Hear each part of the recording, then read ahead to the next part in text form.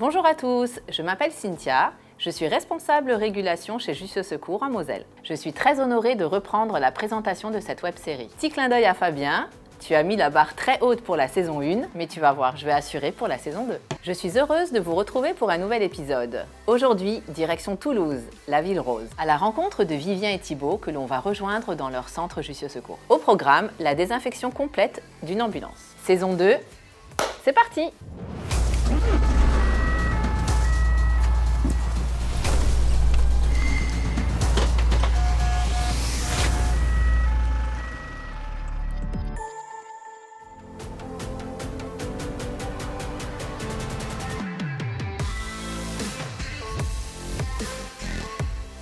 Bonjour Vivien, bonjour Thibaut. Dites-nous quel est le programme de ce matin? Nous venons de déposer un patient au CHU de Toulouse et nous venons de recevoir une notification sur notre PDA pour que nous procédions à la désinfection complète de notre ambulance. Parfait. Comment s'organise la désinfection complète d'une ambulance dans votre centre Jussieu?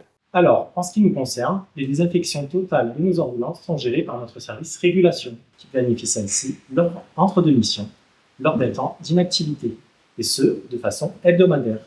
Cela veut dire que nos ambulances sont désinfectées une fois par semaine. Ok, très bien. Et combien de temps dure une désinfection complète? Nous prévoyons 20 minutes pour la cellule de sanitaire et 10 minutes pour la cellule conducteur, ce qui nous donne un temps approximatif de 30 minutes pour nettoyer l'ambulance. Y a-t-il des règles d'hygiène à connaître avant de démarrer une désinfection? En effet, il y a une règle simple pour la désinfection d'une ambulance. Le propre passe jamais le sale, ce qui veut dire que cette règle s'applique au niveau de la désinfection. Circuit sale, circuit propre. Eh bien c'est parti, on vous regarde. Par quoi commencez-vous pour désinfecter la cellule de votre ambulance? Dans la désinfection d'une ambulance, il y a plusieurs étapes. La première consiste à vider l'ensemble du matériel de la cellule sanitaire. Avant de commencer, nous allons nous désinfecter les mains à la solution hydroalcoolique et enfiler nos gants à usage unique. On élimine les éventuels consommables et EPI dans la poubelle DAOM et dans le conteneur d'Asri. Et enfin, on sort tout le matériel de la cellule. Chaises portoirs, sac d'oxygène, bouteilles d'oxygène, vers notre zone sale. Maintenant que tout est sorti de la cellule, nous pouvons enlever nos gants et nous désinfecter les mains. Ok, vous voilà prêt à attaquer la désinfection de la cellule, n'est-ce pas? Pouvez-vous nous en dire un peu plus sur les produits que vous utilisez et les précautions à prendre pour effectuer la désinfection? Alors, pour la désinfection, on utilisera un produit détergent désinfectant en respectant les protocoles Jussieu pour les surfaces et les sols. Pour la désinfection des surfaces, nous allons utiliser ce genre de lavette, en gardant à l'esprit qu'une lavette utilisée ne peut être ni essorée ni réintroduite dans la solution diluée. La même chose pour les sols, on utilise les mêmes lavettes que l'on dépose directement dans le collecteur après utilisation. Eh bien écoutez, ça me semble clair, merci. Et dans quel ordre allez-vous procéder pour désinfecter la cellule? Nous commençons toujours par désinfecter les surfaces de la cellule des plus hautes vers les plus basses, sans oublier le plafond et le plan de travail, en partant du fond de la cellule vers la sortie. Ensuite, je poursuis avec toutes les surfaces de contact, les poignées extérieures, intérieures des placards.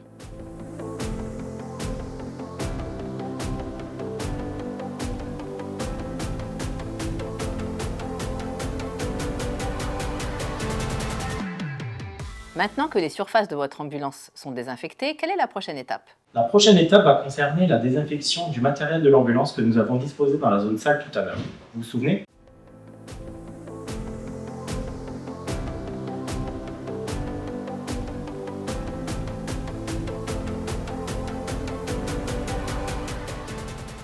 D'accord. Et à quel moment vous essuyez le matériel que vous venez de désinfecter? Pour que la désinfection soit efficace, il ne faut surtout pas essuyer, mais laisser sécher le matériel qui vient d'être désinfecté.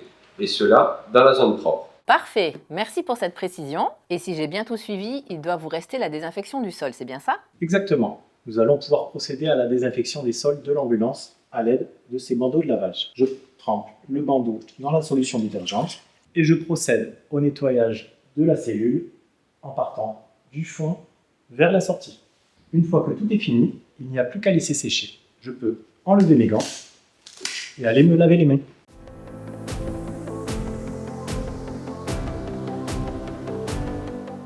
C'est parti. Je vous laisse nous expliquer comment se désinfecte la cabine de l'ambulance. On commence par retirer tout ce qui se trouve dans la cabine, effets personnels, éventuels déchets qui se trouveraient au sol ou dans d'autres parties.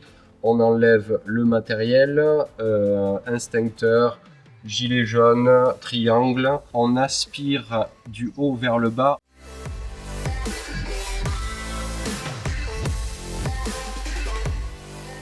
Parfait, merci à vous deux de nous avoir présenté ce geste métier. Maintenant, pouvez-vous nous en dire un peu plus sur vous? Pourquoi avoir choisi le métier d'ambulancier? Et qu'est-ce qui vous a donné envie de rejoindre un centre ambulancier Jussieu Secours? Moi, c'est Vivien, j'ai 34 ans, je suis ambulancier depuis maintenant 7 ans.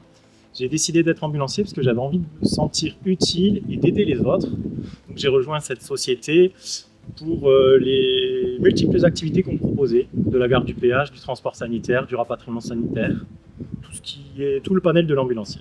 Moi c'est Thibaut, je suis ambulancier maintenant depuis 1 an et demi. J'ai choisi ce métier pour la communication aussi, l'aide à la personne. J'aime aider les gens, je me plais dans cette société et je compte bien y rester.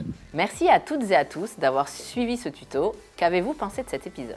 Quel geste métier aimeriez-vous retrouver dans les prochains? Écrivez-nous dans la section commentaires et n'hésitez pas à vous abonner. Activez la cloche pour ne pas louper le prochain épisode.